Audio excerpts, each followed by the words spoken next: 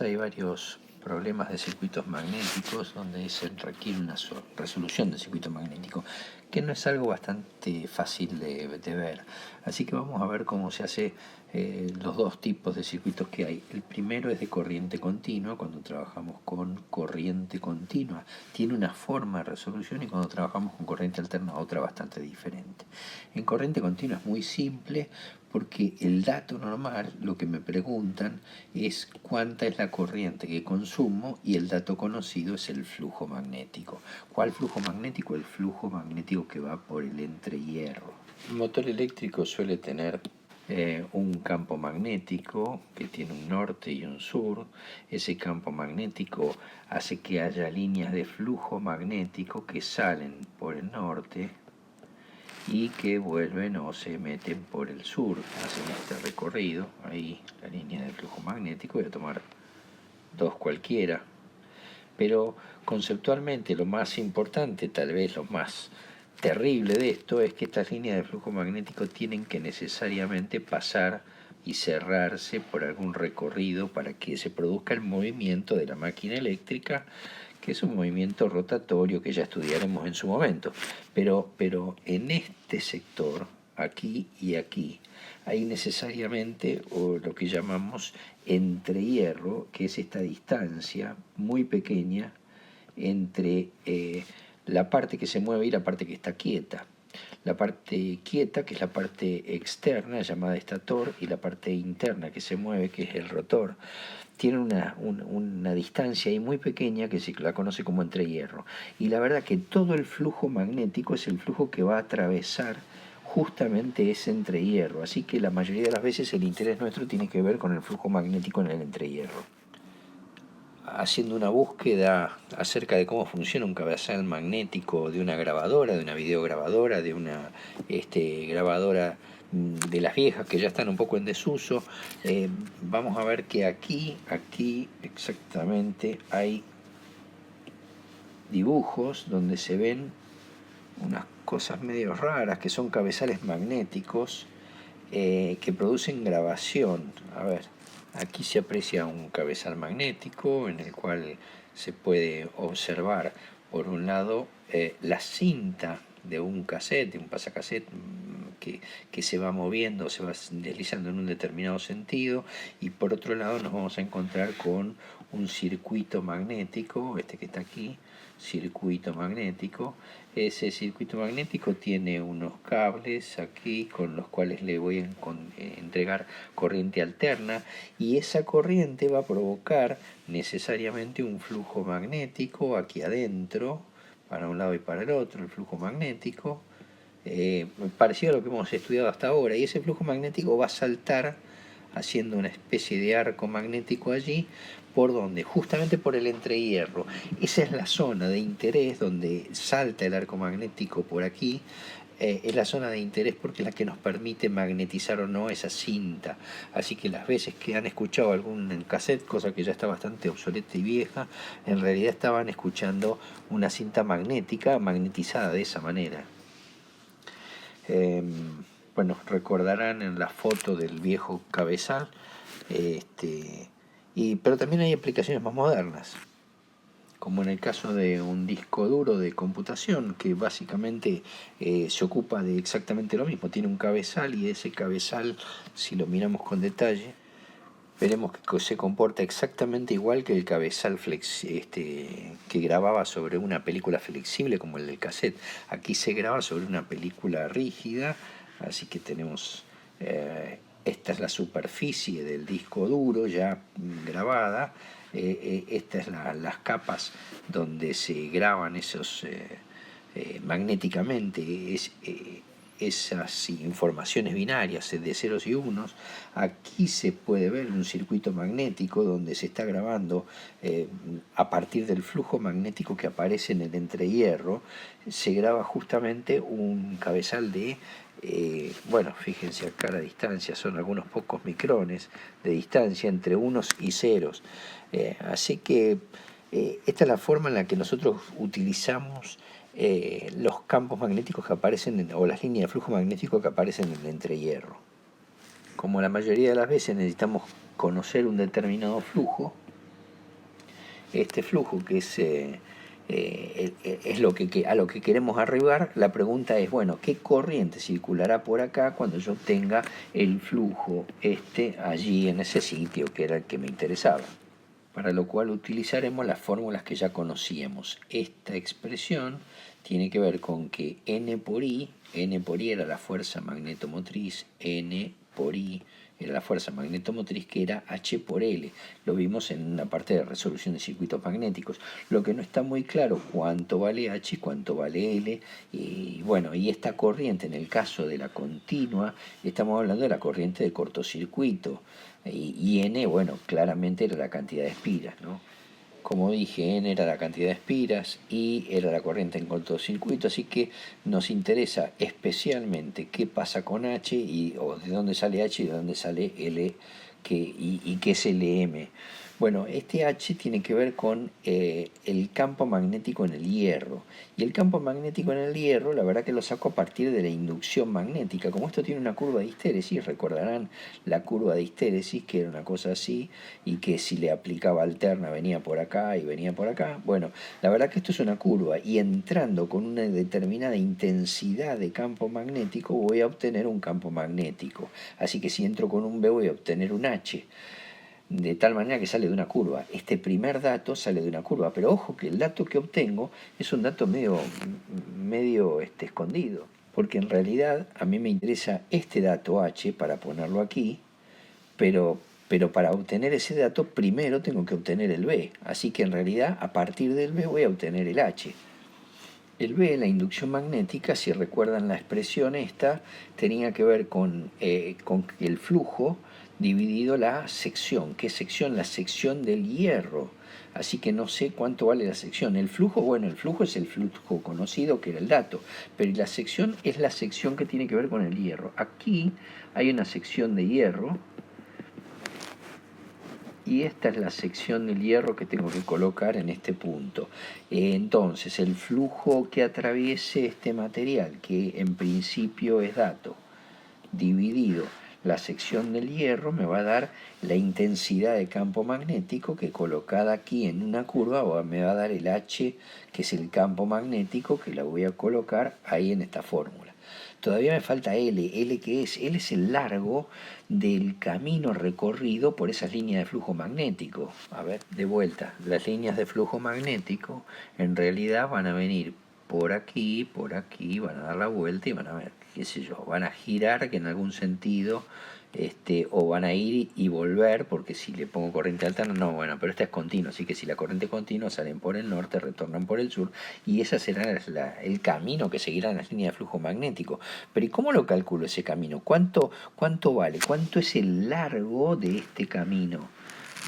Bueno, para eso tengo que agarrar y remitirme a estas expresiones que tienen que ver con una cuestión absolutamente geométrica. Este problema es bastante conocido y tiene que ver con el cálculo de la cantidad de cable que entra a lo largo de un carrete, o la cantidad de alambre, o la cantidad de hilo que entra en un carrete. Uno sabe que comienza a bobinar un carrete y pone una primera capa y una segunda capa y una tercera capa y una cuarta capa, y la pregunta es, bueno, ¿cuánto hilo entró en el carrete? Y está bastante difícil porque la primera y la última capa tienen radios completamente diferentes, suponiendo que lo hubiese dibujado bien, ¿no? Entonces la pregunta es, ¿cómo se resuelve? No, se resuelve de una forma horrible, porque hay que calcular integrales, hay que hacer una cosa fantástica para poder resolver esto. Así que la verdad que desde el punto de vista tecnológico lo más sencillo que tenemos es calcular un promedio, algo que conocemos como longitud de espira media. Esto es poner una espira intermedia ahí y asumir que esa espira intermedia tiene un largo tal que lo multiplico por la cantidad de veces que tengo en mi artefacto y chau. Esta espira intermedia, o esta espira media, por eso lo llamamos longitud de espira media, es la espira que se encuentra en el promedio entre este radio A y este radio B. Es decir, el radio de esta espira media que está aquí, ahí, radio medio, el radio medio es igual a A más B sobre 2, y listo.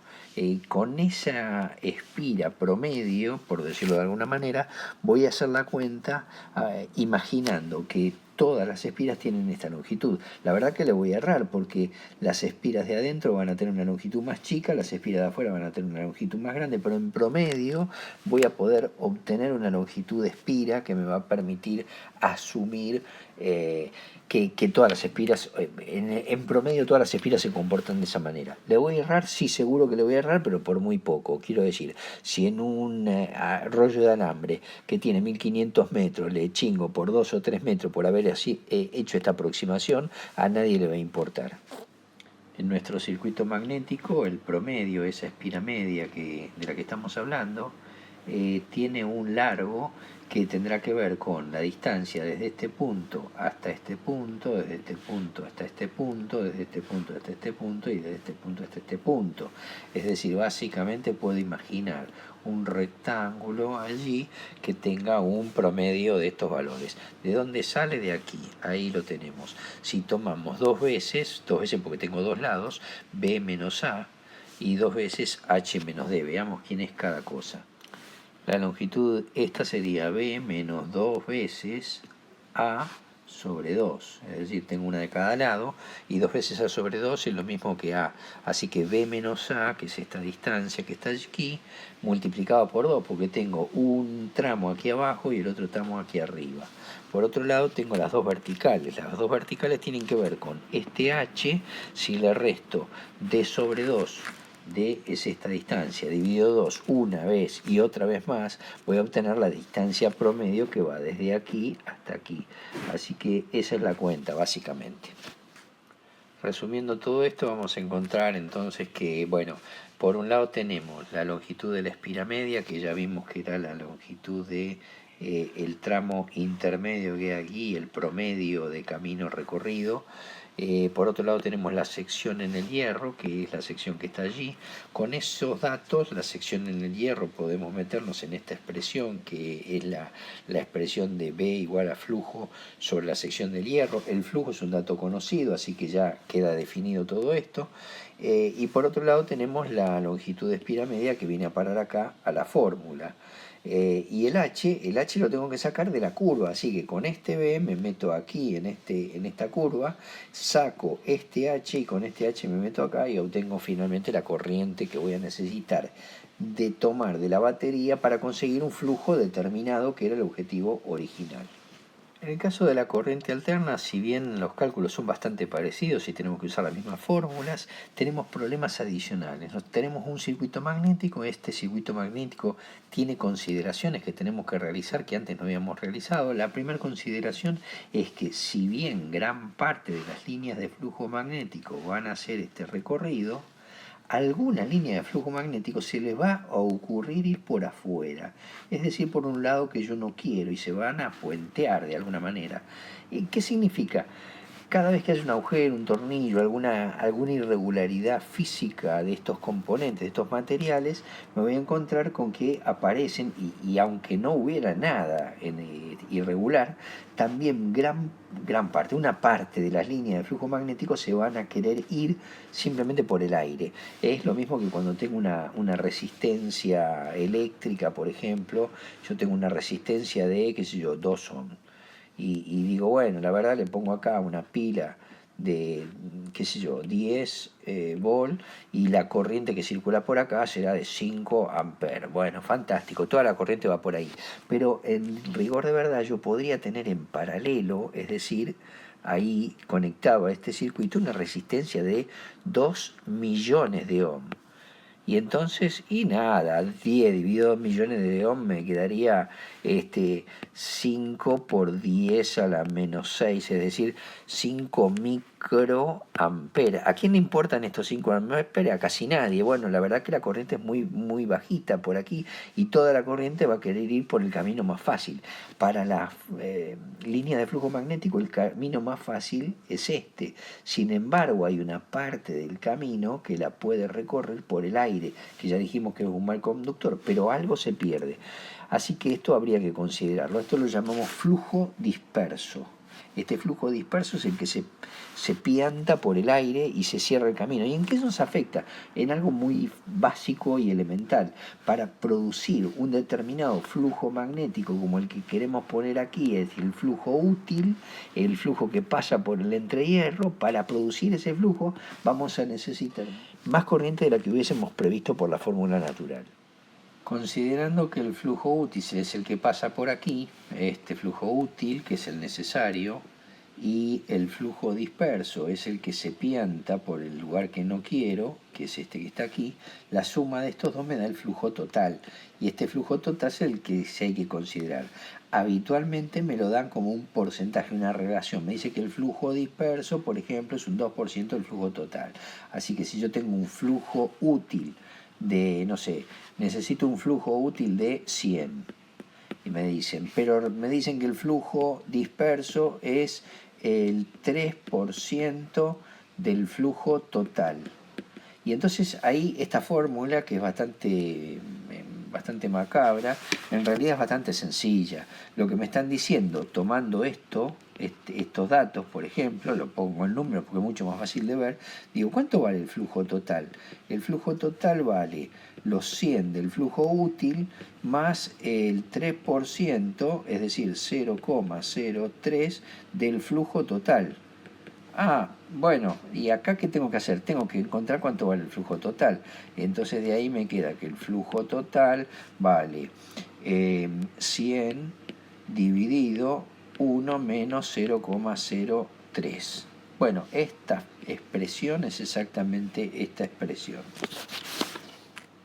El nivel de exactitud de estas cuentas es bastante pobre. A mí no me gusta en particular esta parte de la materia porque adolece de mucha precisión, de mucha exactitud.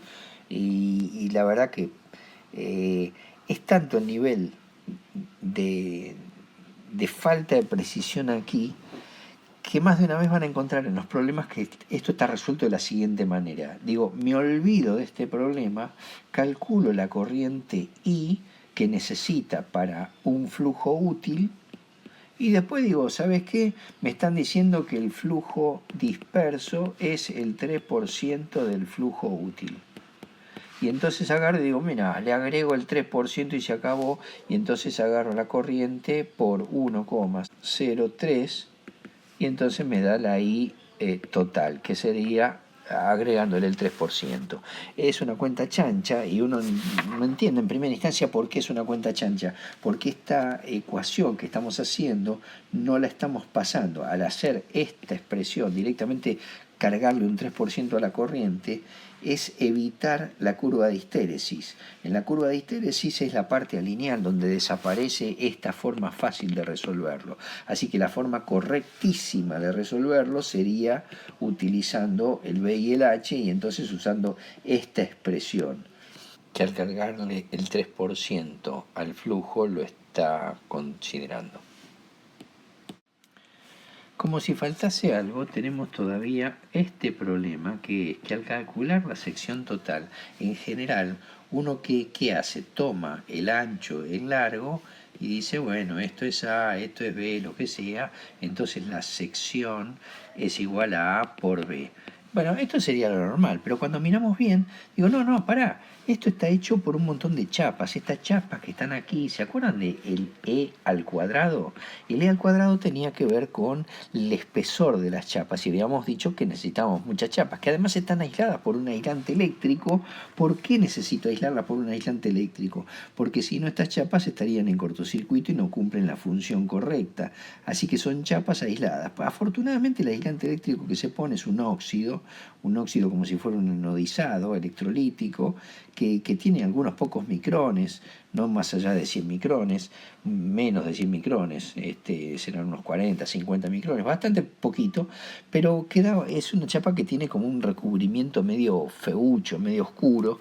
Las chapas de transformador o de máquinas eléctricas, para quienes las han usado, van a ver que son unas chapas raras, y si uno las dobla se descascaran, se les salen esa laminita medio berreta que tiene ahí, que en realidad no es más que un óxido que evita el contacto eléctrico entre chapas. En definitiva, estas chapas están aisladas. ¿Y saben cuál es la mala noticia? Que yo estoy considerando que la sección que hay, esta sección A por B, es todo hierro. Y es mentira, porque hay un porcentaje de hierro. ¿Es elevado? Sí, es elevado, pero hay un pequeño porcentaje que no es de hierro, sino que es de aislante. Y entonces aparece un término que yo llamamos factor de apilado, que nos indica el factor de apilado cuánta cantidad o qué porcentaje de esta sección que estoy calculando corresponde efectivamente con hierro. Es decir, que el factor de apilado es un término que relaciona la sección real sobre la sección calculada. Entonces, por ejemplo, yo digo, bueno, ¿cómo calculé la sección? La calculé con esta fórmula A por B. Y bueno, habría que multiplicarla por el factor de apilado. ¿Qué quiere decir? Esto me dio 28 centímetros cuadrados. Bueno, el factor de apilado es 0,93. ¿Qué quiere decir? Que el 93% de estos 20 centímetros cuadrados efectivamente es el hierro que tengo que considerar para que por aquí pase el flujo magnético. Así es como aparece esta otra nueva consideración que tiene que ver con el factor de apilado. Y bueno, ya teníamos la anterior que era con el flujo disperso. Todas estas son correcciones que le hacemos porque las cuentas, la verdad, no dan. Cuando uno hace las cuentas hay errores que tienen que ver con la inexactitud de estos métodos, que son todos métodos aproximados, métodos que la gente de física nos arrima como métodos lo más aproximados posible, pero la verdad distan bastante de lo que estamos acostumbrados a la física exacta, ¿no? Por último, y para terminar con esta historia, como siguen sin darnos las cuentas, a alguien se le ocurre, bueno, lo que pasa es que estamos considerando algo mal. ¿Qué es lo que estamos considerando mal? Acá donde tenemos la sección donde tenemos el flujo disperso, en ese entrehierro, como las cuentas no nos cierran, empezamos a investigar cuál sería el problema. Y el problema es que las líneas de flujo magnético se quieren escapar por un lado que no es el que yo esperaba, es decir, van a tratar de irse por distintos sectores. A ver, tratemos de hacer un dibujito mejor. Las líneas de flujo magnético serán una cosa así. Yo tengo mi sección y las líneas de flujo magnético se van a modificar y claro, las que están en el centro van a ir perfecto de norte a sur sin problema, pero las que están por afuera van a cambiar su recorrido. Entonces, tomamos, como decía, las dos partes que tenemos aquí, y acá tenemos la sección, un tramo que lo llamamos A y otro tramo que lo llamamos B, y entonces si delta es el entrehierro, esta distancia que está aquí, delta es el entrehierro, la distancia que hay de aire entre una chapa y la otra, vamos a imaginar o vamos a estimar que el camino recorrido por el flujo magnético es una semicircunferencia. Si es una semicircunferencia, esta distancia que está desde aquí, este radio, será delta sobre 2. Y entonces voy a encontrarme que de cada lado voy a tener que agregarle un delta sobre 2. Es como que el área real por la cual está circulando ese flujo magnético es un área más grande. ¿Cuánto más grande? Y le agrego delta sobre 2 en cada costado. Y entonces me va a quedar, como le agrego 2 veces el delta sobre 2, es lo mismo que agregarle un solo delta. Así que me queda A más delta para este lado y B más delta para este lado, y entonces la sección que consideré es una sección un poco más grande que tiene que ver con el entrehierro. Bueno, finalmente, las tres consideraciones que tenemos que hacer a la hora de trabajar con corriente alterna tiene que ver entonces con el flujo disperso, tiene que ver con la sección real del hierro y tiene que ver con el entrehierro que tenemos aquí. Cuando hacemos esas consideraciones podemos trabajar correctamente en corriente alterna. Entonces, cuando trabajamos con corriente alterna, básicamente el problema sigue siendo exactamente el mismo. Tengo un flujo conocido, que es el flujo que circula por aquí, por el hierro, y este flujo conocido nos dice, bueno, la pregunta es cuánta va a valer la corriente para establecer ese flujo determinado. La diferencia importante es que ahora yo tengo chapas aquí distribuidas en forma de chapitas, tengo entonces un entrehierro y tengo flujo disperso. Bueno, todo eso lo tengo que considerar, pero sustancialmente es el mismo ejercicio que antes en corriente continua. Así que la primera aplicación es que la corriente máxima por N y por N es igual a H por L. Pero en vez de poner un solo H por L, pongo dos H por L. ¿Por qué? Porque tengo dos circuitos en serie. ¿Cómo es esto? Al igual que si fuera un camino de corriente eléctrica y resistencias eléctricas, aquí estamos hablando de una especie de corriente magnética y resistencias magnéticas. El paso, quien se opone al paso de la corriente magnética, quien se opone a ese paso, es decir, quien ofrece su reluctancia, en este caso el hierro, tiene un largo que tiene que ver con esta distancia recorrida. Pero por otro lado, en serie nos queda el aire, que no es un producto menor, sino al contrario, es quien más pesa en la ecuación porque tiene un malísimo comportamiento y nos quedó en serie en el camino este del flujo magnético.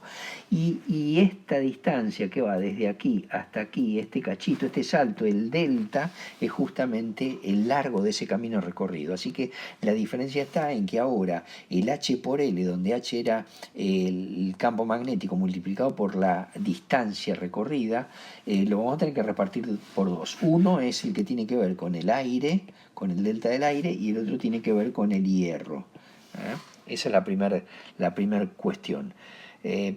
Y acá se dividen dos tratamientos completamente diferentes.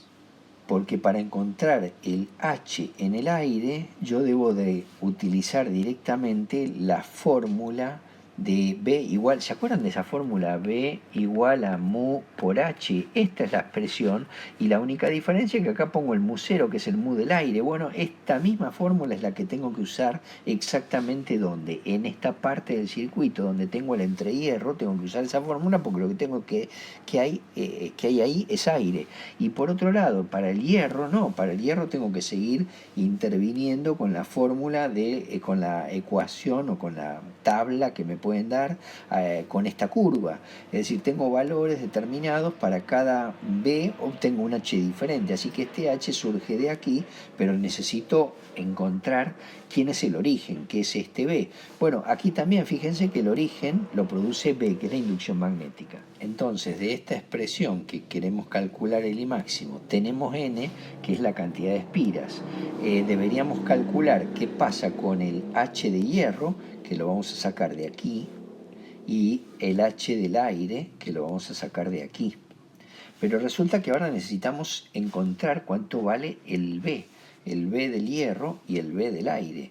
El B del hierro va a salir desde este lado y el B del aire va a salir de esta fórmula. Las dos ecuaciones son la misma y tenía que ver con que B era flujo sobre la sección. ¿De qué? De cada material. Así que tengo uno para el hierro y otro diferente para el aire. Bueno, pareciera que con esto estamos y está todo bien. Así que lo único que me queda por identificar sería la longitud del hierro, la longitud del aire, la sección del hierro y la sección del aire, que en principio parecen bastante simples.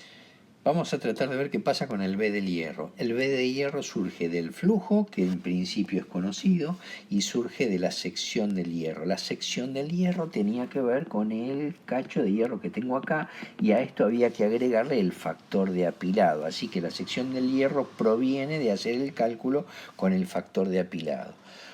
Para el caso del aire, el aire teníamos esta misma expresión. El flujo sigue siendo el mismo flujo que está acá, es decir, en ambos casos el flujo atraviesa el hierro y pasa por el aire. Eso sucede sí o sí, así que el flujo es el mismo en todos los casos.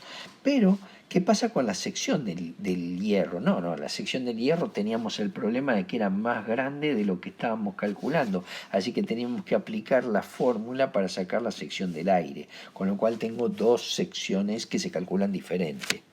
en ambos casos hemos utilizado el flujo aquí y dijimos que era el mismo. Es decir, estos dos flujos corresponden a este flujo que está aquí. Sin embargo, cuando tenemos que calcular ese flujo, ojo que no es el flujo conocido. El flujo conocido me pueden decir, mira, esto tiene un determinado flujo disperso. Uy, no, qué garrón. Sí, claro, entonces tengo que aplicar esta expresión donde el flujo total, este flujo, surge de utilizar la información del flujo útil más la información del flujo disperso. Con eso calculo el verdadero flujo total que tengo que generar, que es el que voy a poner efectivamente aquí en estas dos fórmulas. Finalmente me queda la longitud del circuito magnético, que no es ni más ni menos que la que supimos calcular en corriente continua, que sería esta ahí, con la única diferencia que me va a faltar un cachito, que es el delta.